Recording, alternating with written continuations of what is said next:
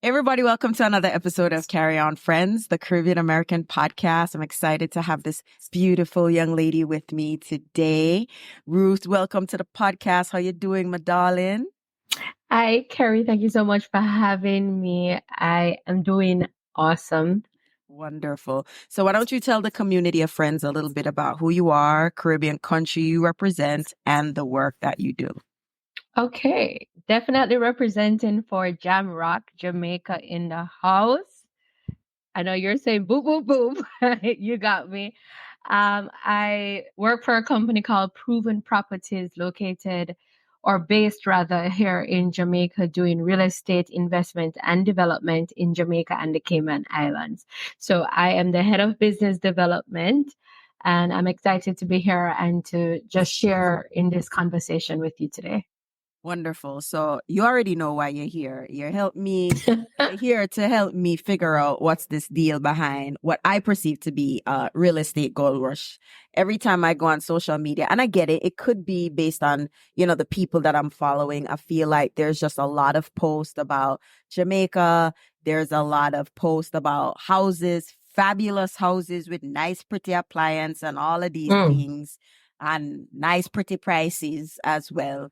And so I really want to understand, like, what is this gold rush that I perceive as like a real estate gold rush and construction that is going on in Jamaica? Well, I'm gonna start it this way. A lot has happened over the last 3 years that has made Jamaica a particularly interesting and lucrative market, not just for Jamaicans living in Jamaica, but for the diaspora and the international market as well. So a lot of those investors who would have flocked to a Florida market or a Cayman Islands are now recognizing that the price per square foot in Jamaica is sometimes a half or even less than what you're getting in the Florida market or the Cayman market. And so there's a deep desire to own sun, sea, and sand. That's never going to go away. I mean, we're Jamaicans. We know exactly what it is to be Jamaican and to be a part of the rock. So there's this desire right now to own a part of the rock. And that's not only on the north coast of Jamaica or the south coast of Jamaica. We are having international investors coming into middle Jamaica, into Mandeville, into Kingston. So is it real? I'd say it's real. It's real. The demand is there. The construction is there. The labor force is short at this point. It's a lot going on. It's an interesting and exciting time in the construction and real estate industry in Jamaica. So I guess going back to basic, why this interest? Because in my mind, like where are they building this thing? I guess the first question that comes to mind is the environment, right? And, we think of Jamaica and its beauty. Are we leveling places that could be for our own sustainability? We've seen how many places where flash flooding, all of so I think about that's my first thought when I come to Jamaica. Are we clearing away beautiful places to put up these beautiful houses? And so I guess that's my first question about maintaining Jamaica's beauty, its environment, sustainability in this, construction, real estate development boom. Yeah. So I don't know. You could tell me what your thoughts are on that. I'm going to draw on my first roots and first love. So before anything else, I'm an urban and regional planner. That's my studies. That's my background. And before heading over to Proven Properties, I actually worked with the government in development control at the National Environment and Planning Agency. So your question is really near and dear to my heart in balancing the skills between protecting the environment, but also providing the real estate assets that a country like ours need to continue to survive and build. Like, we're a small island developing state, which means that we're at risk for storm surges, we're at risk for flooding, we're at risk for all of these things. But at the same time, our economy needs to grow. We grew up all our lives here and we live in a third world country. We don't want to always be hearing that. And so we do need to balance the scales. And so NEPA and entities like that zone lands for particular uses. And so to your concern regarding, are we tearing down everything and there'll be nothing left for our grandkids to come and see? I'd say no, because the lands that are zoned for residential are the lands that are being developed right now for the purpose of residential use. I know this is probably going out the scope, but since you mentioned it, I was like, oh, that's what I like, urban. Because, we must talk truth. We love Jamaica, but urban planning wasn't something that we've done well at, in the country. I grew up, knowing like if outer door set up like rain going fall, I need to make it home fast because this going flood out and I will never reach home, right? And it feels like in the process of building construction, we are maybe adopting the global north, as they call it now, standards of architecture versus architecture that would work for our environment and all of these things. So if you know a little bit about that, as in terms of what Proven is doing to make sure that the architecture fits, it's nice and it's modern, but it still has that, like, it feels like a property that doesn't feel out of sight. It's one thing to want modern things, but are we trying to bring America to Jamaica? Are we trying to create our own vibe and style? You know what I mean? So I know exactly what you mean. And I would say it's we as Jamaicans, we're little bit Watalawa, but maintaining our identity is something that is extremely important to us. And at Proven Properties, we pride ourselves in ensuring that whatever development that we put on ground is very respectful to the environment that we're in, not just the neighborhood, but the tropical environment. And so when we sit down and we speak to our architects, we're discussing things like placement of the buildings.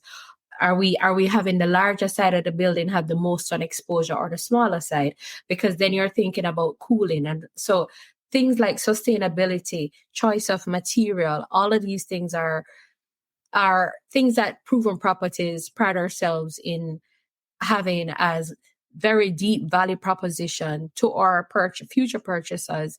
And just to know that what we put on ground is sustainable from every aspect, from the design phase to the construction phase, we consider those things.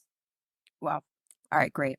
So yes, then the other thing, I'm sorry, I'm not attacking you, I'm asking all the questions. My good up audience is going to ask. I know, as a matter of fact, I'm picturing some of them right now with their hands about asking me questions. So it is the problem we see here living in the US. So I assume it will be a similar problem in Jamaica. So when all of these fancy new buildings going up to accommodate investors and the diaspora with them foreign money, what does that mean for affordability for local residents down there when it comes to the housing market? Because more inventory, you know what I mean? It's like, how is that impacting people living in Jamaica to buy a house? I'm from Mobi and I know so you can't buy even sand down there. So wow. That's a good question, and I can see your viewers and at Kimbo for that. We aren't all developing for the same market. That's first of all the truth. Different developers are targeting different market segments. I don't believe that I have outpriced the local market at Proven Properties, for example, and other developers are selling at a similar price point. One of the things we also have to consider, or we consider, is that yes, owning a piece of the rock is something extremely, aspirational, but one of the things that's more important for us is building our clients' wealth for them, generational wealth. And real asset has become one of the most priceless ways to gain value in developing your own portfolio. So stock market goes up and down, everything else may go up and down, and by no means are we saying not to invest in all of those other avenues, but your real asset, nobody taking that away from you. you're always going to have that. You have that title, that house is there, that condominium is there, you're renting it, you can sell it in a couple of years, you're buying it in 2023, 2033. The appreciation that you've received, it's, I don't want to say it's the right way, but it's a good option. And the price point where we're at, I won't agree that we are pricing out all Jamaicans. I'm not saying the affordability factor is there for everybody, but a good segment of Jamaica can still afford a unit with us. Okay. I think from a diaspora perspective, because being a Jamaican male, I'm going to look at it both ways, right? But for my audience, and we've had this conversation over the years, their concerns come from the experiences of either their parents or grandparents or other members of the family, a bill house back at Jamaica. And somebody scamming and run off with the money. All the things that could go wrong. And we've heard those stories. We're not going to rehash them. And so in terms of how do you set your clients at ease, knowing that they're here and they cannot see, I mean, if you watch some of these home improvement properties, they barely can make the owner stay away from the properties for the big reveal.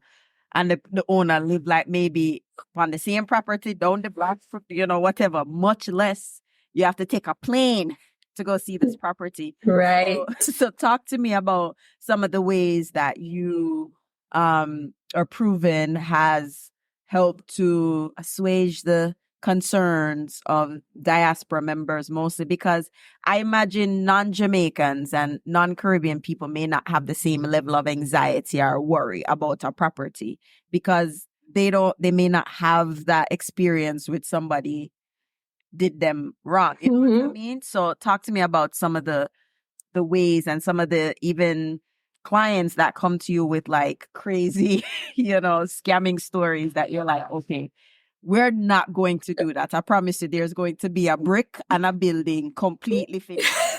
That's not us. That's not us. And there are 4 words, not fully connected, but I'll say excellence, execution, and leveraging technology. So on the execution excellence, what I can say, and I'm always very proud to say it, is to date, Proven has not started a development that we have not completed. And to have that track record is what we leverage to the diaspora, to our international purchasers, to say, hey, anything we start, we finish. We're going to give it to you. If I say giving you a total toilet, you're not going to see American standard. If I say giving you this kitchen, this is the kitchen that you're going to get, right? And in terms of leveraging technology, and we have learned a lot in the last 3 years in how easy it is to leverage it and how easy it is to put people's minds at ease. We're doing virtual walkthroughs. So, a couple of years back, what would have happened was, boy, Kerry, I got send our cousin who live in Runaway Bay to go look on the Bahari site and see if anything really are going. But now, I can have somebody video call Kerry and say, Kerry, this is your unit. How you like it? You like the view? How you feel? And so we do all of these things. We do 360 virtual walkthroughs. We enable that every weekend someone is available you can call in and to view your unit, not just a model unit, but you purchase unit 205, you can call and ask to view unit 205. So that brick, that mortar, that steel, the toilet, the faucet, it's all there. And so those are some of the things that we've been doing and we will continue to do to ensure that people realize, yeah, all right, when I take my flight and I come in 2 months, I'll have a key to push in a door and my unit is there. You've made a significant point, which is the big difference between then and now is the technology enablement, right? Back in the days, you barely could you know, phone call to call Jamaica. Now you have video phone to enable, you know, for you to see what is actually going on. And I'm even glad that you talk about the bait and switch. That has happened and people have talked about happening. Mm-hmm. So how long is a property development? Does it depend on the number of units? You know, like walk us through what that process looks like. You know, we go up on Instagram. This look pretty. Like what, you know, are people buying at the onset of development or after development? It varies. It truly varies. A market like Kingston, people are going to buy on spec. And that just means that they're buying pre-construction, they're looking at a plan, they're picking their unit based solely on the plan. You haven't even broken ground yet. There's no truck, no tractor, don't turn the first, piece of dirt yet. And as I said, it varies. Saint Anne is going to be a similar thing because those are areas where the demand is extremely high. In some other parts of Jamaica, now people kind of want to, let me see if the wall there gonna go. let me see some window. Let me see some paint on the wall. And so it truly varies. But at the point where we are and people being able to appreciate that appreciation is a thing, it's a thing to revalue your house and to get equity out of it. And the more people are educated, they're able to appreciate these things. So people are saying, okay, let me put on my 10% because I want it at this price. And now when the pre-construction sale is done. So people are buying on spec, definitely, but it does vary as we go throughout the island. I can say, let me just hop over to the Cayman Islands. People buy on spec. And in that particular market, inventory is not as high as in Jamaica. Jamaica, we have a lot of natural resources. It's a lot easier to have a quarry to get something as simple as marl, cement. We have a whole cement factory in Jamaica. Cayman doesn't have the benefit of some of those things. So while there's a big boom in Cayman, believe me, go to Cayman Islands now, you're wowed in how the landscape has changed, but it's not at the same pace still as Jamaica. But people are definitely willing to buy on spec, buy based on what they're seeing on a plan, not waiting for it to come up because they know, one, that inventory is going to be gone, and two, when they reprice it, you're going to be paying a lot more. Yeah, I can imagine. As you're talking, you know, I'm thinking like affordability. I mean, I don't want to put you in that spot, but I'm just like, Lord, them there look dear, bad. Like, so when someone goes on Proven's IG or website and they see a property and they're like, whoa, I'm interested, but how do I make this happen? You know, like, walk me through you walking through somebody like, Ruth, I like this, you know, but I don't know if we can afford it. And I don't know if I want to spend money. And I don't know. I just don't know. But I like it. You know, it's like, I like it, but I don't know. Like, you know, how do you, my head? It's an interesting thing that we call in sales in general, the customer journey. And that's the first phase. That first phase is there's an interest, but you're not quite sure what the interest is. So if I, for example, take my Bahari development in Runaway Bay, not a plug, but it's beautiful. And it's a mix of villas, condos, and townhomes. The person is going through a phase of, I don't want to say confusion. It's more questioning, what exactly do I want? What is important to me? And so we hold their hands through that journey from beginning to end, right? So do I want upkeep of a yard? Because I'm living in New York.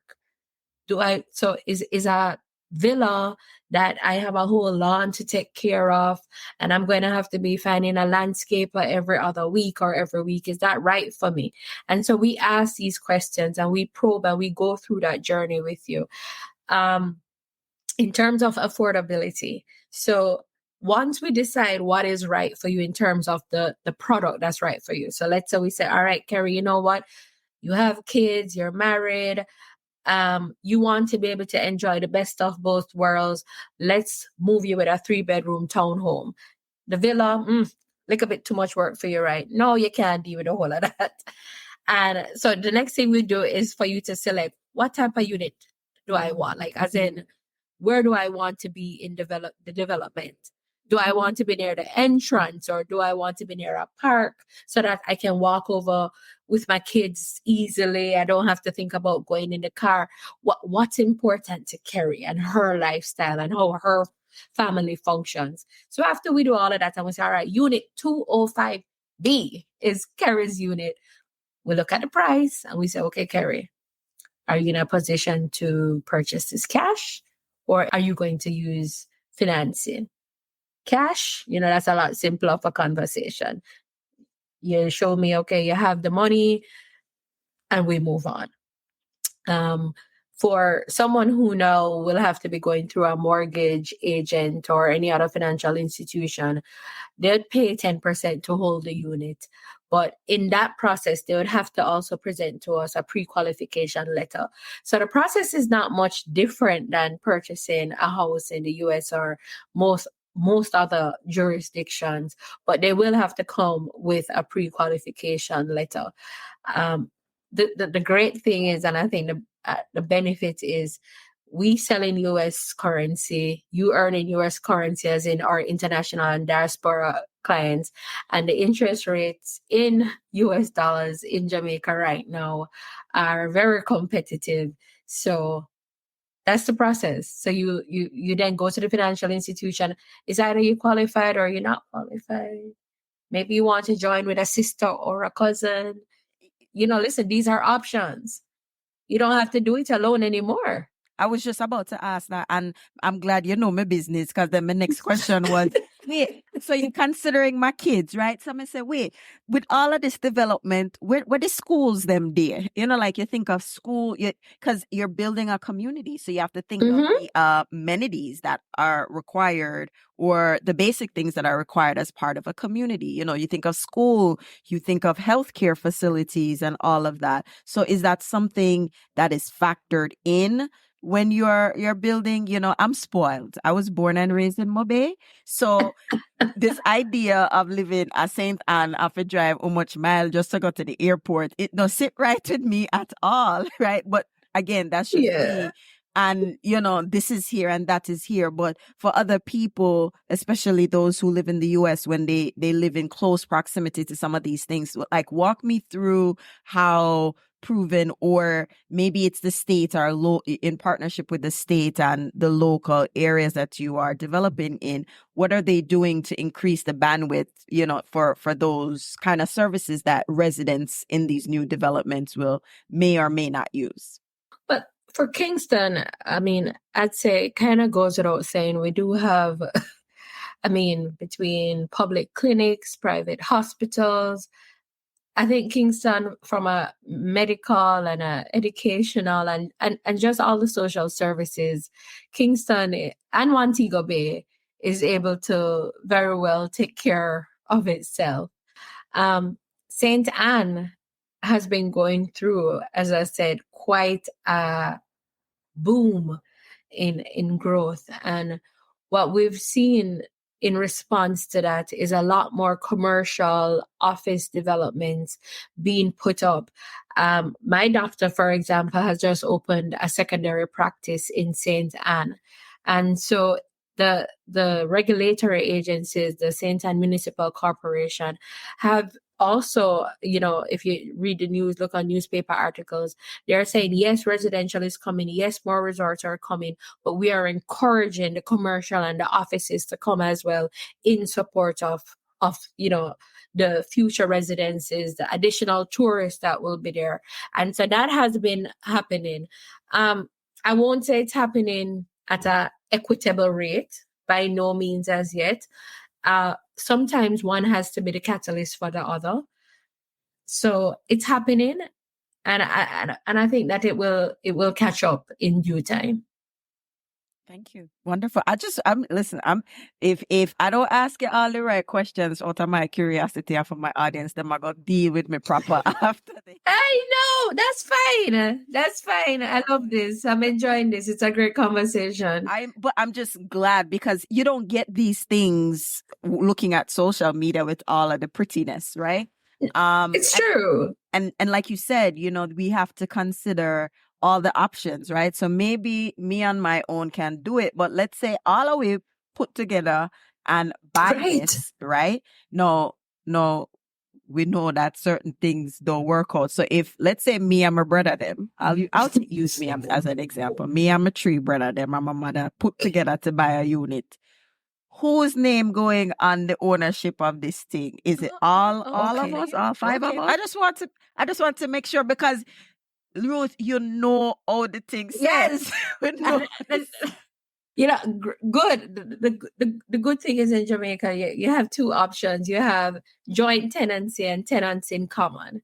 And so depending on how, and I'm not an attorney, viewers, but you have the option of should something happen to Kerry or any of the five, you have an option to ensure that your portion can independently move to your successor.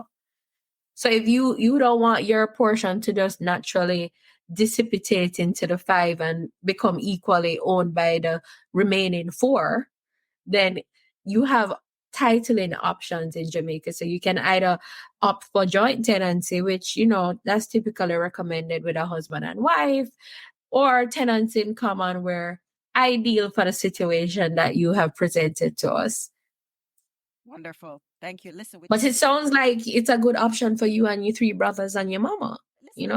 I support it. I support it. But this is what we have to do. We have to pool the money together because realistically, at least for me, what sense if we live America? It goes back to the maintenance option, right? If we live America, exactly. Why four would I buy four different houses in Jamaica, right? We don't need that, right? Unless we're very sure, say all four are moving back, and that's never a sure thing. So considering all the options, maybe on this first go, all four will buy if we say, I kind of like this, make a branch out and do a thing on my own, right?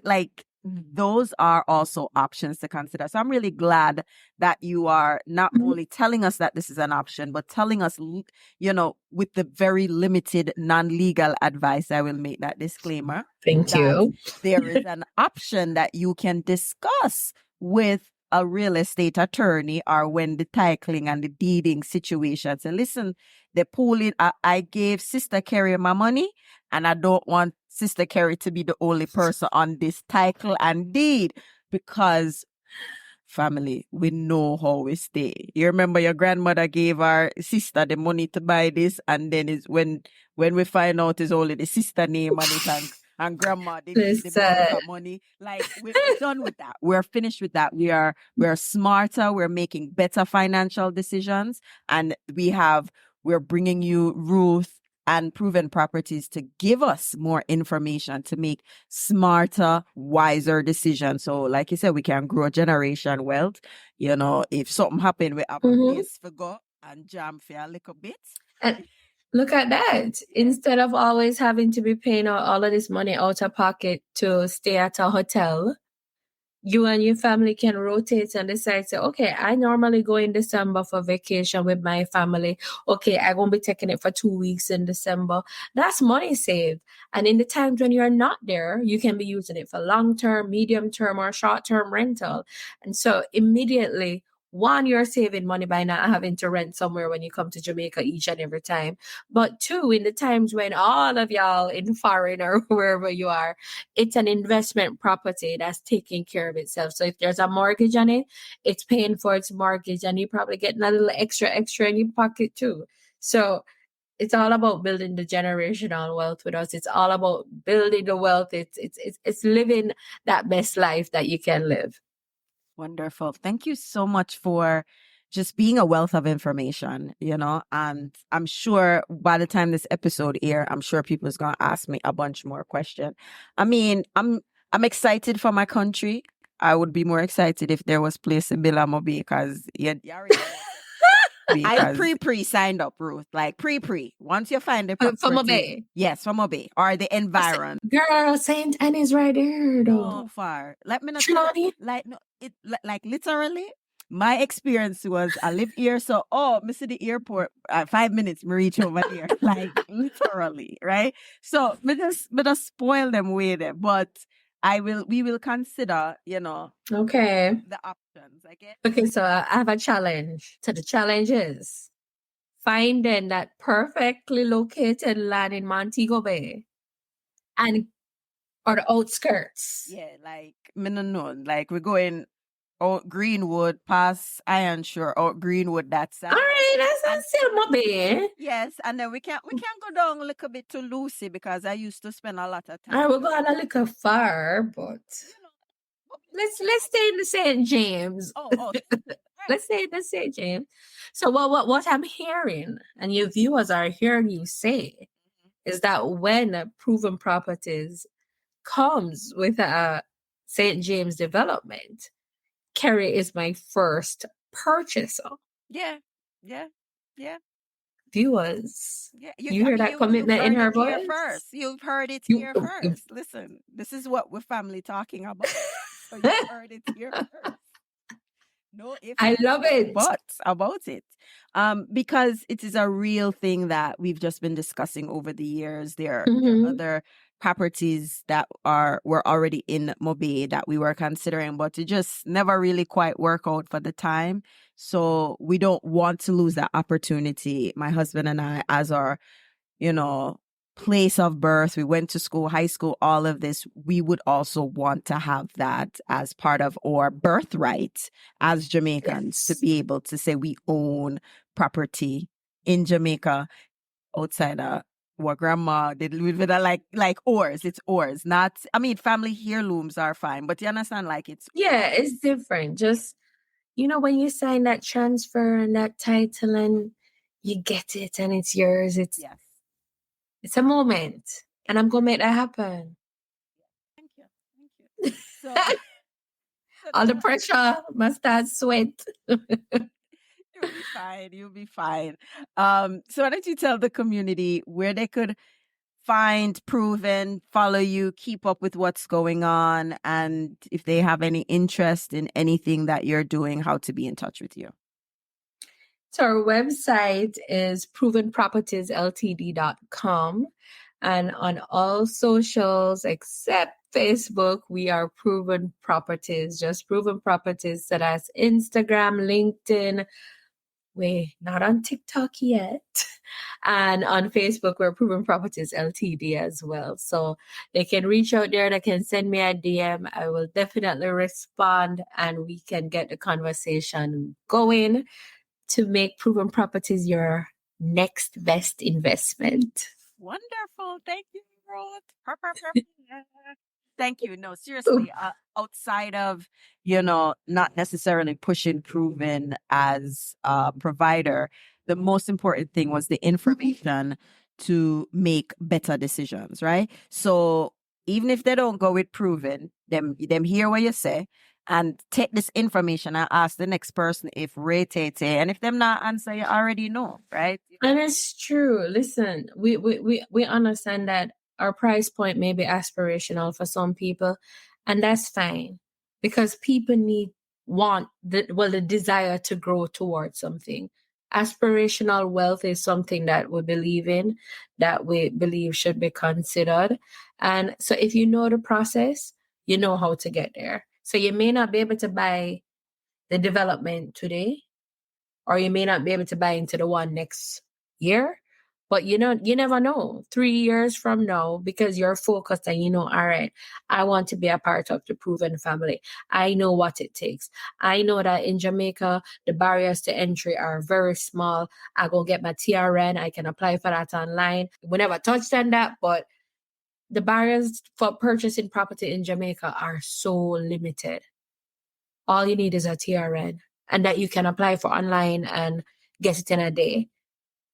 In other countries, that there's layers and layers and layers of requirements. And so we're excited that in Jamaica it's a very simple process, and that's why we've been able to capitalize on the diaspora and the international market. And it's not, I don't want to say capitalize like it's a bad thing, because we're giving them a product that they truly desire. And I can tell you, Kerry, like nothing makes me happier than handing somebody their keys and they carry their grandmother and their mother and their cousin and they carried everybody on the day of handover. And especially when it's their first, it's a moment. It's a moment of being so extremely proud. And especially when they're from the diaspora, they may not even own a home in Florida or New Jersey or Atlanta or wherever they are. But to own somewhere in Jamaica to them is the epitome of their success in home ownership. And when they get the key, they invite everybody. I mean, there's one bedroom apartment with 20 people, but it's fine because you know what? The joy and the happiness and the pride, and grandma come from country and everybody is there.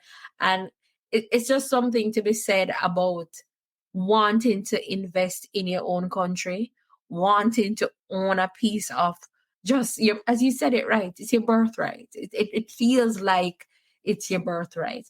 And so to your audience who, you know, are particularly based outside of Jamaica, it's always so happy. I mean, I'm happy when I give everybody the key, but when them come from foreign and then carry the whole of the family come, it's just so amazing, honestly. I can imagine. And I want to feel that same excitement too. Hey! No, I mean, we've talked about this. When I say we talked about this, we've talked about this, my uncles, my brothers, you know, we've talked about this. So, you know, even in the talking about it, we already know what it means and what we want to feel. So, I hope everybody enjoyed this episode and they have some information or as a starting point, and conversations can continue. And in everything that we see, we ask questions, we investigate, and thank you for indulging me and even asking questions without outside of your purview at Proven. You know, I found that was helpful because these are legitimate concerns that we have as diaspora members. Because, you know, if it's one thing, Jamaica has a reputation for having diaspora members that very well concerned about what they want in Jamaica. We well concerned. So thank you so much, Ruth, for being on the podcast. I'm sure we'll have more conversations. And as I love to say at the end of every episode, walk good.